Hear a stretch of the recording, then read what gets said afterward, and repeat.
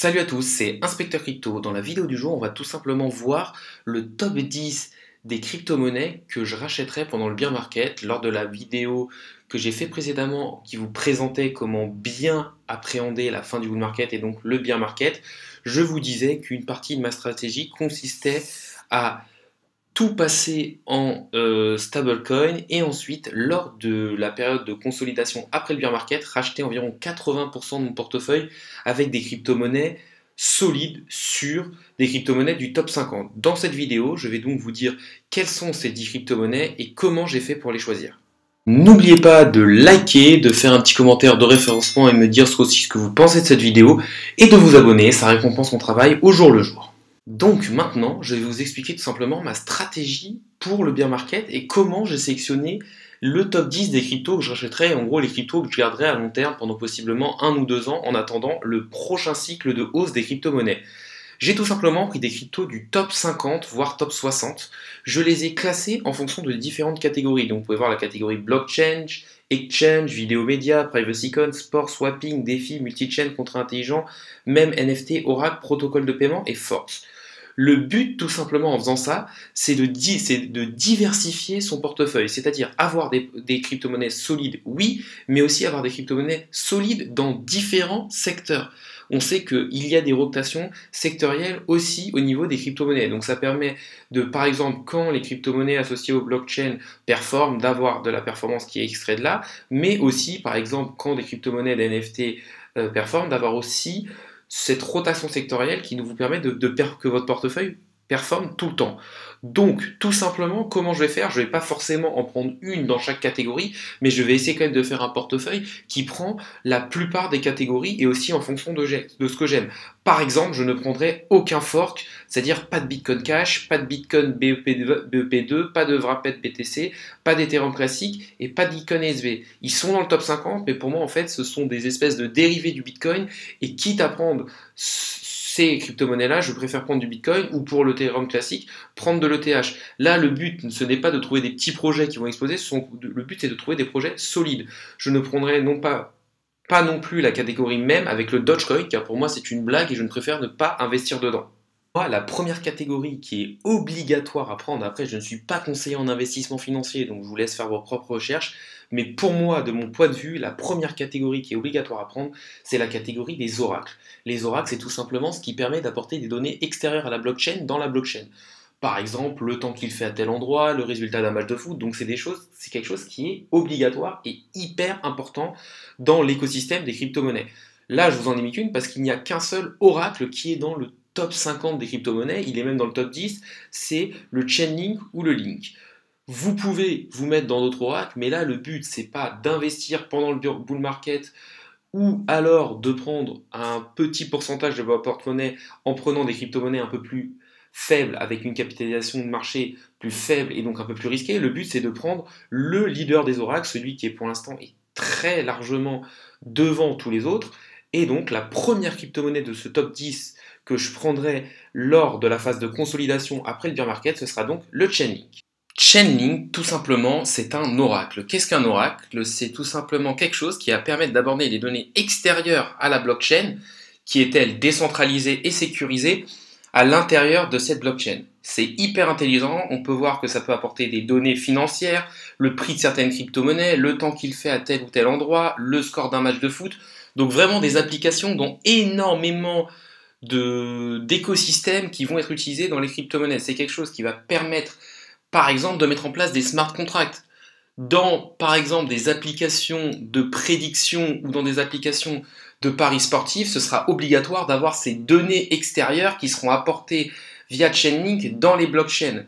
Donc pour moi, c'est capital pour avoir des smart contracts et des applications de qualité d'avoir des oracles comme... Autre chose très intéressante à voir sur le Link, du coup, c'est qu'il est 12e au CoinMarketCap. C'est le leader des oracles, c'est l'oracle le plus capitalisé avec une capitalisation de marché aux alentours de 20 milliards et quand même quasiment 3 milliards de volume d'échange. Donc vraiment quelque chose de très intéressant pour moi qui est indispensable à la blockchain, qui sera, j'en suis sûr, encore là en 2024 et donc forcément dans le but d'un portefeuille long terme à racheter après le bear market, ça me semble être un actif primordial à avoir. La deuxième chose pour moi qui me paraît indispensable, c'est tout simplement les blockchains. Les blockchains, c'est quoi? C'est tout simplement des chaînes de blocs. C'est un peu la page blanche sur lesquelles on vient créer et coder les applications ou les contrats intelligents. Donc c'est quand même la base de la technologie des crypto-monnaies. C'est ce qui permet vraiment de décentraliser le tout. Donc pour moi, ne pas prendre au moins une blockchain dans son portefeuille de crypto-monnaies, c'est quelque chose qui pour moi n'est pas très sérieux. Maintenant, quelle blockchain je prendrais? Alors moi, je vais faire le choix de ne pas prendre de Bitcoin. Pour moi, Bitcoin est déjà très capitalisé. Forcément, il peut possiblement faire un x6 ou un x10 lors du prochain bull market. Mais je pense que des crypto-monnaies et des blockchains un peu moins capitalisées peuvent possiblement surperformer le Bitcoin sur un bull market en entier. Donc tout simplement, celle que je vais choisir, la première, c'est le concurrent direct de Bitcoin pour aller chercher la place de roi des cryptos, c'est l'Ethereum. Monnaie, enfin voilà, une crypto-monnaie très solide, deuxième, qui a vraiment la plus grosse communauté de développeurs, donc une crypto-monnaie très sérieuse. La deuxième pour moi, c'est le Polkadot, parce que le Polkadot, je trouve que vraiment, ils ont des projets très intéressants. Par exemple, ils ont lancé Polka Starter, ils sont très novateurs, ils ont des gros projets qui sortent dessus, ils ont un super white paper, donc Polkadot en deux. Et en troisième, pour moi, ce sera l'Elrond Eagle EGLD. Pourquoi Elrond? Parce que je trouve qu'ils ont une communication très belle et qu'ils ont un projet très très complet avec le lancement du Maillard Exchange, de leur application Maillard, vraiment quelque chose de très complet, de très intéressant, et en plus ils ont une force de communication, et on sait que ce qui permet de faire exploser une monnaie, c'est pas forcément que ça, on va dire ce qu'il y a derrière, mais c'est aussi la manière de communiquer et la communauté qu'il y a derrière. Et pour moi, le GLD est très solide. Après, les autres blockchains sont aussi très bien. Pour moi, le problème de Cardano, c'est qu'il va, pour moi, pas autant exploser que les autres et qu'il a un peu de retard à certains niveaux. Pour moi, EOS, Neo, Clay, Tezos, Avalanche, Algorand et le NEM sont un peu en dessous et un peu plus petits. Le Kusama, c'est un peu le petit frère du Polkadot, donc je ne prendrai pas les deux. Et Solana, j'avoue que c'est un des projets que j'ai hésité à mettre dedans. Il a pas mal explosé pendant ce bullrun. Il a un très bel écosystème, donc possiblement, en fonction de comment se passe la fin de ce bull market, je pourrais peut-être modifier ce classement, mais pour l'instant, les trois que je rajouterais seraient donc Ethereum, Polkadot et EGLD, et avoir possiblement à rajouter un Solana aussi dans du coup les crypto-monnaies que je mettrais dans ce portefeuille dans la catégorie des blockchains. Nous allons donc maintenant passer à la présentation d'Ethereum. Je vais vous faire une présentation rapide, il n'y aura pas d'analyse graphique, le but c'est du long terme, donc pas forcément regarder où il en est graphiquement, mais juste savoir à peu près ce que c'est Ethereum et avoir quelques chiffres sur du coup cette première crypto que je mettrai dans mon portefeuille long terme. Donc tout simplement, Ethereum c'est un protocole d'échange décentralisé permettant la création par les utilisateurs de contrats intelligents. Ça veut dire quoi tout simplement? C'est une blockchain, c'est un peu le papier blanc sur lequel les développeurs vont venir créer des applications, des contrats intelligents, etc. etc. C'est la deuxième crypto-monnaie la plus capitalisée. Là, on est sur leur site internet. Donc voilà, le but en fait d'Ethereum, c'est d'être une plateforme globale et open source pour un peu l'Internet 3.0. Là, on sait qu'il y a une énorme communauté de développeurs sur Ethereum, que beaucoup d'entreprises aussi l'utilisent. Là, en allant dans leur site, on peut aller voir qu'est-ce que c'est Ethereum pour avoir peut-être un peu plus de détails. Donc voilà, ils me disent que c'est la pierre angulaire de la nouvelle ère d'Internet, un peu comme je vous le disais, où on va pouvoir faire énormément de choses grâce à Ethereum. Ça a été lancé en 2015. Là, on sait que Ethereum 2.0 devrait arriver bientôt. Autre chose à voir sur Ethereum, du coup, c'est qu'il est numéro 2 au classement CoinMarketCap avec une grosse capitalisation de marché de quand même 3, quasiment 400 milliards de dollars et 45 milliards de volume d'échange en 24 heures. Donc voilà, clairement un actif très solide qui pour moi sera encore là en 2024 et aura encore le moyen de beaucoup plus pousser en tout cas de le Bitcoin vu qu'il est moins capitalisé que le Bitcoin. Deuxième projet au niveau des blockchains, Polkadot. Pourquoi j'ai pris Polkadot? Parce que je trouve que c'est une blockchain très intéressante, fortement capitalisée, qu'il y a des très gros projets dessus, mais qu'elle est quand même un peu différente d'Ethereum, et on va dire que ces deux blockchains se complètent un peu. Tout simplement, Polkadot, c'est une proposition d'architecture d'échange et de transfert entre plusieurs chaînes hétérogènes permettant de connecter des blockchains publiques avec les chaînes spécialisées. De manière simple, ça veut dire quoi? Ça veut dire que grâce à Polkadot, des blockchains différentes peuvent interchanger des messages de manière sécurisée et sans tiers de confiance. Dans le premier, dans la proposition globale que je vous ai faite au début avec les différentes catégories, on voyait qu'il y avait une catégorie interopérabilité et multi-chain. Et on voit que Polkadot peut aussi rentrer là-dedans. Donc ça permet d'être sur deux écosystèmes de catégories différentes. Les points forts de Polkadot, c'est quoi? C'est d'être scalable, c'est-à-dire avoir une rapidité de transaction, d'être interopérable, donc de pouvoir justement relier différentes blockchains entre elles, et d'être sécurisé. Moi, vraiment, je trouve que c'est un projet très intéressant. Et comme je le dis, pour moi, c'est pas vraiment un Ethereum killer comme peut l'être l'ADA. C'est plutôt quelque chose qui va compléter Ethereum. Et donc, pour moi, Polkadot sera toujours bien là en 2024. On peut aussi voir au niveau de Twitter qu'ils ont quand même une forte communauté avec quasiment 400 000 abonnés. Au niveau du CoinMarketCap, 8e, donc quelque chose de très solide, avec quand même une capitalisation de marché aux alentours des 40 milliards de dollars et un volume d'échange journalier de plus de 4 milliards de dollars. Donc voilà, pour moi, un projet très intéressant, très solide, très novateur, et en plus qui va compléter Ethereum plutôt que d'essayer vraiment de venir le concurrencer directement. Troisième projet au niveau des blockchains, Elrond e-Gold. Pourquoi le Elrond? Parce que tout simplement déjà, c'est un projet qui a pour but de créer une blockchain à l'échelle mondiale et en fait de faire ça de manière plus simple, plus mainstream pour qu'il y ait vraiment une adoption de masse. Par exemple, avec leur application Maillard qui a pour but de simplifier au maximum l'achat de crypto-monnaies. Et pour ce faire, du coup, vous pourrez échanger vos crypto-monnaies juste avec le numéro de téléphone, par exemple, de vos amis. Donc ça simplifie vraiment au maximum l'adoption des crypto-monnaies via la simple application Maillard. Leur technologie aussi, elle est très bien faite. On sait qu'ils utilisent le sharding. En fait, c'est un partitionnement des données pour pouvoir traiter plus rapidement la donnée et donc voilà, ne pas avoir ce souci de scalabilité, ce qui permet d'être rapide avec des faibles coûts. Ils veulent aussi, bien sûr, avoir beaucoup de sécurité, être très efficaces et avoir une certaine interopérabilité. C'est vraiment un très gros projet avec beaucoup de choses. On a vu aussi qu'ils vont prendre le virage de la DeFi avec le Maillard Exchange qui va arriver, avec le token de gouvernance, le DEX. Donc vraiment quelque chose de très très intéressant. On voit aussi qu'il y a du coup leur token de gouvernance, du staking qui est aussi sur Elrond e-Gold, les transactions, les smart contracts, voilà, vraiment beaucoup de choses qui arrivent, beaucoup de projets et une très très belle communication. Autre chose à voir aussi, c'est tout l'écosystème de Elrond. On voit vraiment qu'il y a une forte adoption de masse de l'Elrond et du Maillard Exchange, ou de leur application Maillard tout simplement. On voit qu'il y a énormément d'échangeurs, beaucoup d'acteurs au niveau de la DeFi, beaucoup de partenaires, vraiment, on peut le voir au niveau aussi des privacy coins, beaucoup d'infrastructures d'intégration, beaucoup de validateurs, beaucoup de wallets, vraiment, c'est très très complet. Quand je vous parlais aussi de la forte communauté qu'ils avaient, ils ont quand même les Elrond e-Gold qui est un projet pas si vieux que ça, 223 000 abonnés, donc voilà, quelque chose de très complet, très intéressant, très bonne communication. D'un point de vue de chiffres, le Elrond e-Gold est 50e en termes de capitalisation de marché, avec une capitalisation aux alentours des 3 milliards de dollars et un volume d'échange aux alentours des 112 milliards. Donc voilà, quelque chose d'intéressant, de costaud.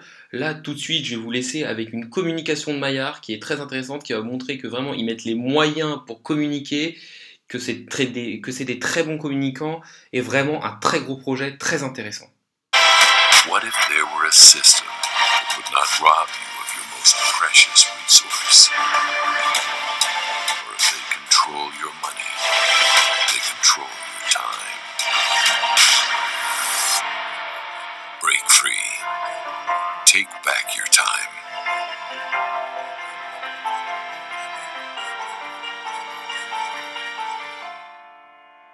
Donc voilà, une très belle communication de Maillard qui montre un peu qu'on peut s'émanciper un peu des banques classiques avec une grosse décentralisation. La troisième catégorie que j'ai décidé d'intégrer à mon portefeuille long terme, du coup, ce sont la catégorie des exchanges.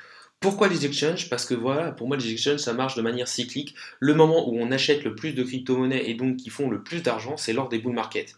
On sait que l'utility token qui est attaché aux plateformes explose lors des bull markets quasiment à chaque fois.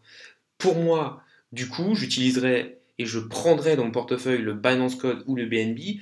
Pourquoi? Tout simplement parce que c'est la plus grosse plateforme de crypto-monnaie avec Coinbase, mais Coinbase n'a pas d'utility token, que c'est aussi la plateforme que j'utilise le plus et donc ça me permettra de réduire mes frais. Donc voilà, pour moi, du coup, j'ajouterai le Binance Coin à ma liste de mon portefeuille crypto-monnaie. Donc d'un point de vue des échangeurs, pour moi, le token de gouvernance par excellence, c'est le BNB, donc le token de Binance. Binance, c'est tout simplement un échangeur, donc c'est un écosystème dans lequel vous pouvez acheter des crypto-monnaies, mais il est bien plus complexe que ça. Déjà, vous pouvez acheter énormément de crypto-monnaies différentes avec un faible coût, l'utilisation n'est pas si compliquée que ça.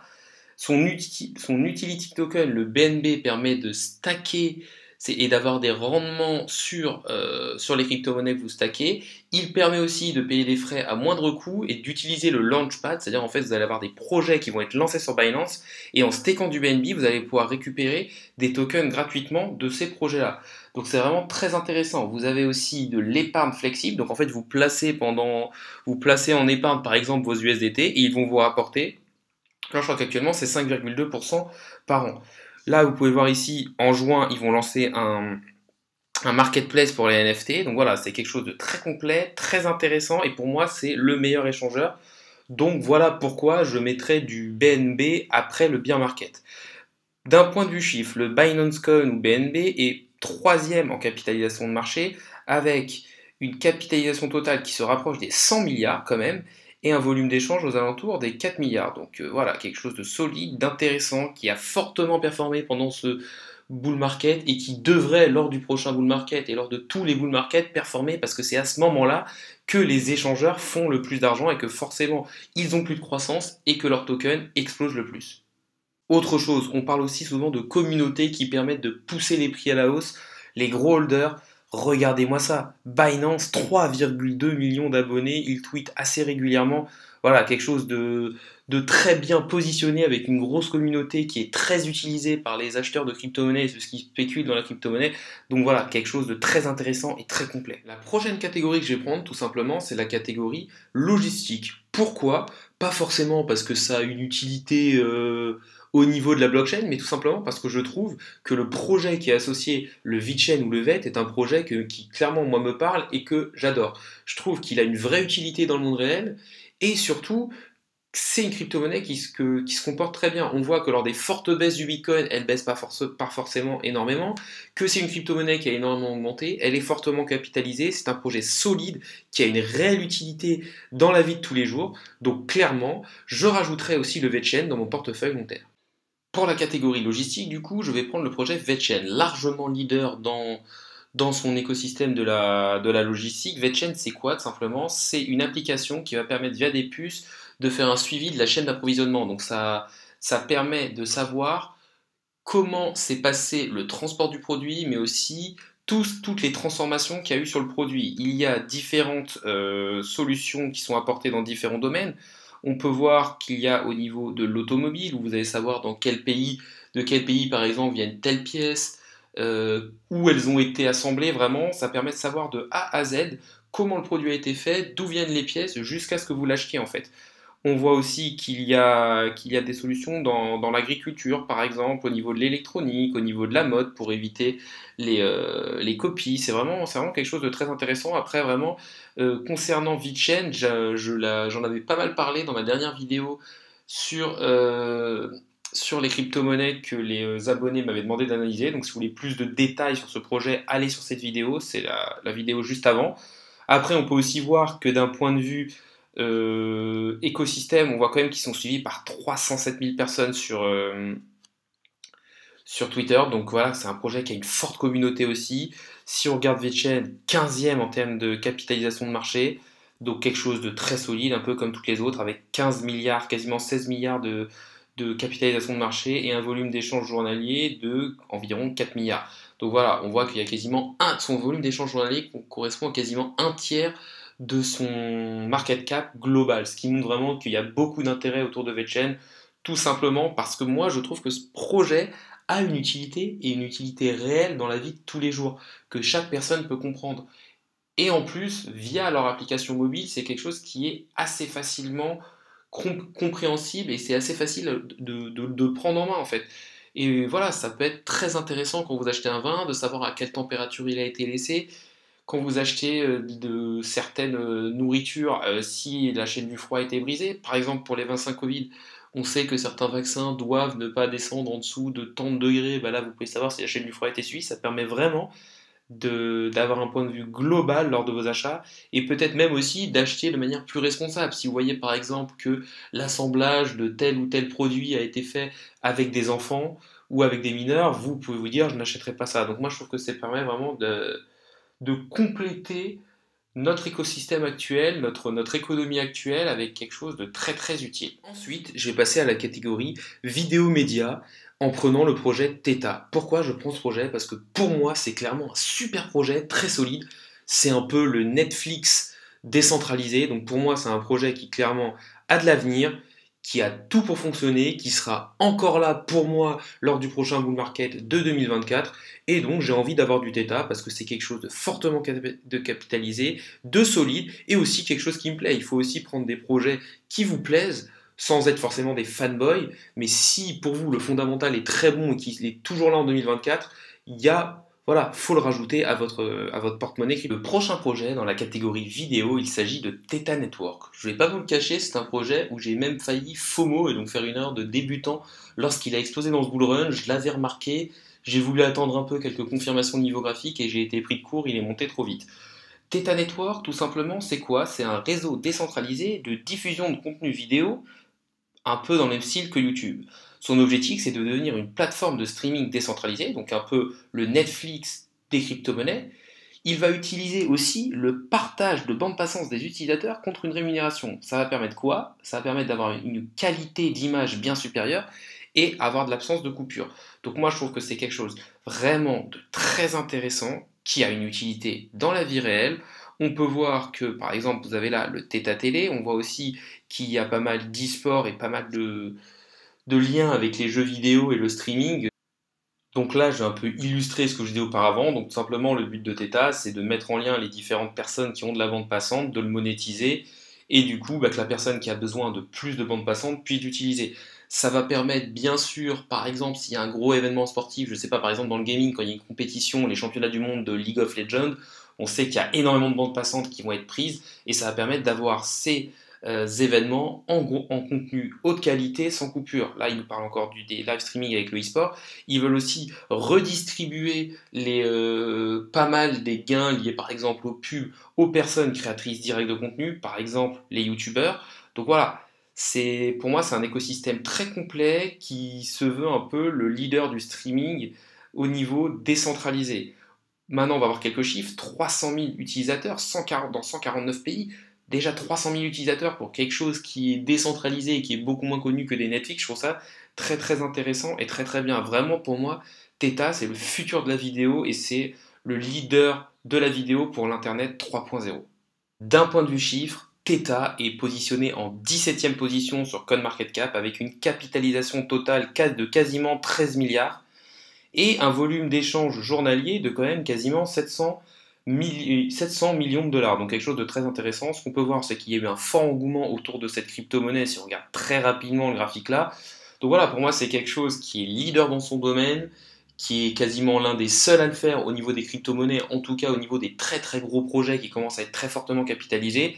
C'est quelque chose dans le futur, qui a une utilité réelle dans la vie de tous les jours, donc je ne vois pas pourquoi ce projet ne pourrait pas être là en 2024 et ne pas très très bien fonctionner. Prochaine catégorie, la catégorie swapping. En fait, les deux crypto-monnaies que j'ai mis dedans, ça permet tout simplement d'échanger une crypto-monnaie contre une autre. Donc c'est vrai que quand vous êtes par exemple sur Uniswap ou PancakeSwap, vous avez un très très très très très large éventail de crypto-monnaies et ça vous évite en fait d'être sur 10 échangeurs différents pour avoir toutes les crypto-monnaies que vous voulez. Dans cette catégorie des swapping, j'ai pris Uniswap tout simplement parce que c'est le leader, c'est le plus gros. On sait qu'il y a aussi eu un airdrop il y a très longtemps et que possiblement il y a la possibilité d'avoir des airdrops. Je pense pour moi qu'il sera toujours là en 2024. Donc tout simplement voilà, je rachèterai aussi du Uniswap après le bear market dans la période de consolidation. Dans la catégorie du swapping, j'ai bien sûr pris le leader Uniswap. Uniswap, c'est quoi? C'est quelque chose qui va permettre d'échanger n'importe quelle crypto-monnaie contre une autre crypto-monnaie Et tout ça sans avoir forcément à avoir 10 échangeurs. On sait que toutes les crypto-monnaies ne sont pas que sur un seul échangeur. Donc via Uniswap, ici, vous allez pouvoir échanger par exemple de l'ETH, mais on a une énorme liste contre d'autres crypto-monnaies.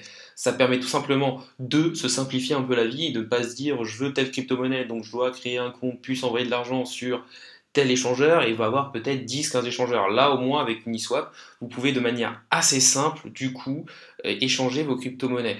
Autre chose à dire intéressante, c'est qu'Uniswap, ça a été le plus gros airdrop jamais fait pour l'instant dans les crypto-monnaies. Je crois que les personnes ont eu l'équivalent de quasiment 1000 dollars et au cours d'aujourd'hui, ça vaudrait carrément 20 000 dollars donnés pour les détenteurs d'Uniswap. Donc c'est quelque chose de très intéressant et possiblement il y aura un futur airdrop. Quand on parle de leur communauté, on peut voir qu'Uniswap a quand même 432 000 personnes qui les suivent sur Twitter. Donc voilà, une forte communauté aussi qui peuvent permettre de monter le projet. D'un point de vue chiffre, on voit qu'Uniswap est 11e au CoinMarketCap avec une capitalisation globale de 21 milliards de dollars et un volume d'échange journalier d'environ légèrement supérieur à 1 milliard. Donc voilà, une crypto-monnaie très solide qui est leader dans son domaine. On sait qu'il y a aussi PancakeSwap qui est pas là, mais pour l'instant, en tout cas, Uniswap est leader. Je trouve ça très intéressant et c'est vrai que ça a une réelle utilité, en tout cas dans l'écosystème des crypto-monnaies. Donc c'est pour moi quelque chose qui va plus fonctionner en bullrun et donc lors du prochain bullrun comme ce que l'on cherche actuellement. Ensuite, du coup, je vais aborder la catégorie des privacy coins. Pour moi, c'est quelque chose de très important dans la crypto-monnaie. Ça permet de faire des transactions de manière anonyme et aussi d'avoir une certaine sécurité de ces transactions. Donc moi, je trouve que c'est pas mal que les données personnelles dans un système comme ça, nouveau et décentralisé, soient quand même un minimum protégées. Quelle crypto-monnaie je vais prendre qui est dans le top 50 et qui est un privacy coin? C'est tout simplement le numéro 1, le plus capitalisé, le Monero. Voilà, je ne me prends pas la tête, je prends le leader de son secteur. Pour moi, le leader de son secteur sera toujours là en 2024. Petit juste disclaimer, attention avec toutes les régulations, peut-être que les privacy coins qui visent à l'anonymat des transactions vont peut-être être mises à mal. Moi, je prends le pari qu'ils seront encore là en 2024, mais ça reste quand même un petit risque. Le Monero, c'est donc une crypto-monnaie open source axée sur la protection de la vie privée et sur la décentralisation. Le but du Monero, c'est tout simplement de se détacher un peu des banques, du coup, qui sont des organismes centralisateurs et qui peuvent surveiller absolument toutes vos données et partir du coup dans des transactions sécurisées et privées qui vont être anonymes et intraçables. C'est un peu le but d'être un peu sa propre banque et de se détacher de toutes les institutions financières. Seul petit bémol qu'il y a sur les privacy coins, c'est qu'on se dit que ça peut aider au blanchiment d'argent parce qu'il y a beaucoup moins de contrôle et de suivi des différentes transactions du coup. Donc voilà, pour moi j'ai pris Monero parce que c'est leader et de très loin dans sa branche et que je veux être diversifié un peu sur tout. On voit aussi qu'il est très scalable et ce qui est quand même très important au niveau des transactions, c'est d'avoir de la rapidité et de l'efficience. Si on parle un peu plus d'un point de vue chiffre, on voit que le Monero est 23e en termes de capitalisation de marché en étant aux alentours de 9 milliards de dollars avec des transactions journalières de quasiment 2 milliards. Donc on voit quand même qu'il y a un intérêt, en tout cas actuellement, sur le Monero parce qu'il y a quand même voilà, quasiment 25% de son volume d'échange par rapport à sa capitalisation de marché. Beaucoup pourraient dire les privacy coins, ils n'ont pas forcément une grosse communauté derrière. Bah, si, Monero est quand même suivi par 402 000 abonnés sur Twitter. Et comme on le sait, il y a toujours des rotations sectorielles. On l'a vu lors de tous les précédents bullruns. Il y a eu par exemple un moment la DeFi qui marchait, puis les NFT, puis les oracles, puis les privacy coins. Avoir un peu de privacy coin, surtout acheter dans la phase de consolidation après le bear market, ça permet de profiter aussi de cette rotation sectorielle et d'être parfaitement diversifié. Du coup, si vous avez bien fait le compte, on en est donc à 9 crypto-monnaies, donc il n'y aura plus qu'une catégorie que je vais prendre. Cette catégorie-là, ça va tout simplement être la catégorie des NFT. Moi, je trouve que c'est quelque chose de très novateur, qui a explosé là, mais pour moi, qui n'en est qu'à ses débuts. Donc, pour les NFT, je vais tout simplement prendre le leader en termes de capitalisation de marché à ce moment-là, Mana Decentraland. Je trouve que c'est un projet très intéressant de réalité virtuelle, de monde virtuel. Après, possiblement, avant la fin du bull market, OpenSea, qui est la plus grosse plateforme de vente de NFT, va peut-être sortir une crypto-monnaie. S'ils sortent la crypto-monnaie et qu'elle devient très capitalisée et plus capitalisée que Decentraland, je me mettrai peut-être sur OpenSea. Mais pour l'instant, en tout cas, je me mettrai sur Decentraland comme dernière crypto-monnaie de ce top 10 des crypto-monnaies à long terme. Du coup, au niveau des NFT, j'ai voulu me placer sur Decentraland, tout simplement en prenant le truc le plus capitalisé. Moi, je trouve que Decentraland, c'est quelque chose de très très intéressant. C'est une plateforme de réalité virtuelle. Et en fait, dans ce monde virtuel, on va pouvoir acheter des parcelles de terrain sur lesquelles on va pouvoir faire ce qu'on veut. C'est-à-dire que si vous voulez créer un espace de jeu pour faire ce que vous voulez avec vos amis, vous pouvez. Si vous voulez mettre des panneaux publicitaires pour les monétiser, vous pouvez. Si vous voulez faire un casino virtuel, vous le pouvez. Ça permet vraiment de faire pas mal de trucs. Quand on va voir au niveau du marketplace qui vous montre aussi, il y a toute une économie qui est derrière, avec par exemple l'achat d'habits pour votre avatar, etc., etc.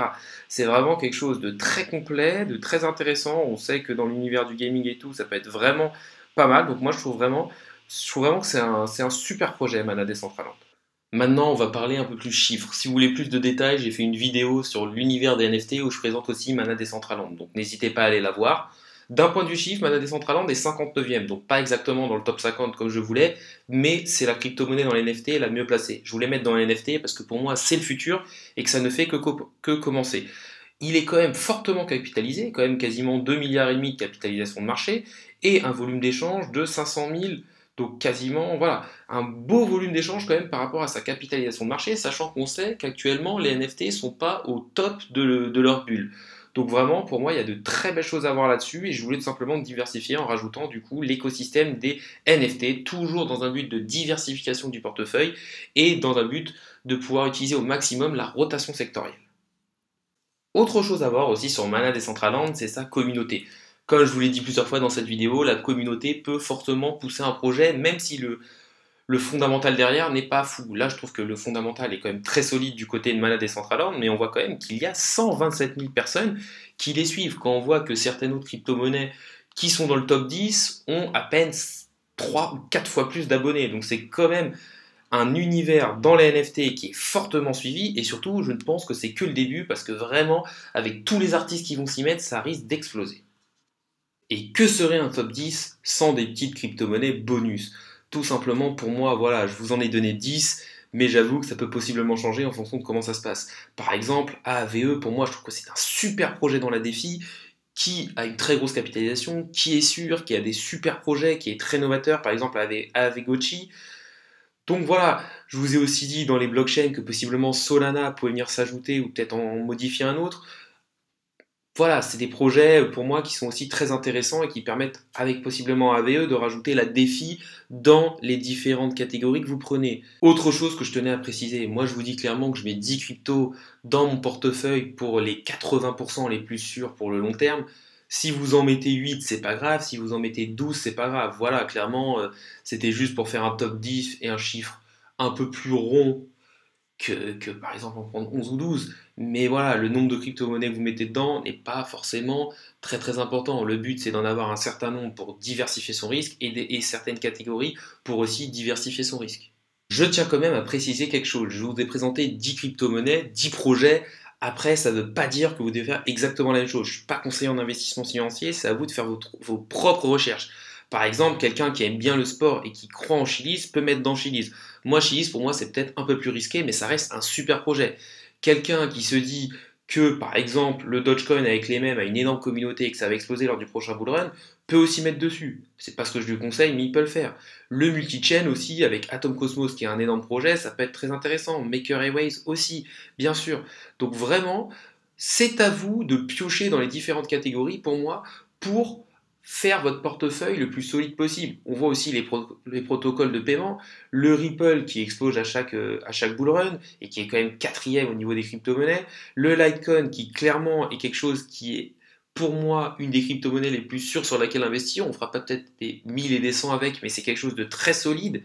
Ce qu'on appelle un peu le petit frère du Bitcoin. Stellar, IOTA, Polygon, Matic qui a explosé pendant ce bull market sont aussi très intéressants. Donc voilà, vraiment ne pas prendre forcément pour acquis ce que j'ai fait et les crypto-monnaies que j'ai prises, mais plus avoir le mindset, la façon de penser pour créer votre propre portefeuille et pour qu'il soit adapté à vos besoins et à vos envies. Cette vidéo sur mon portefeuille long terme est maintenant terminée. Petite précision, c'est bien sûr, ces achats se feront bien sûr après la période de bear market, dans la période de consolidation, et se feront par palier afin de racheter et de garder un peu de liquidité au cas où si le prix continue à baisser, parce que même dans la période de consolidation, on peut avoir un espèce de range avec clairement des prix qui oscillent un peu, peut-être de 5-10%, et ça peut être intéressant de racheter un peu plus bas. Cette vidéo est donc maintenant finie, n'hésitez pas à vous abonner, à liker, à commenter pour me dire ce que vous avez pensé de cette vidéo, et je n'ai plus qu'une chose à vous dire, salut à tous et à la prochaine!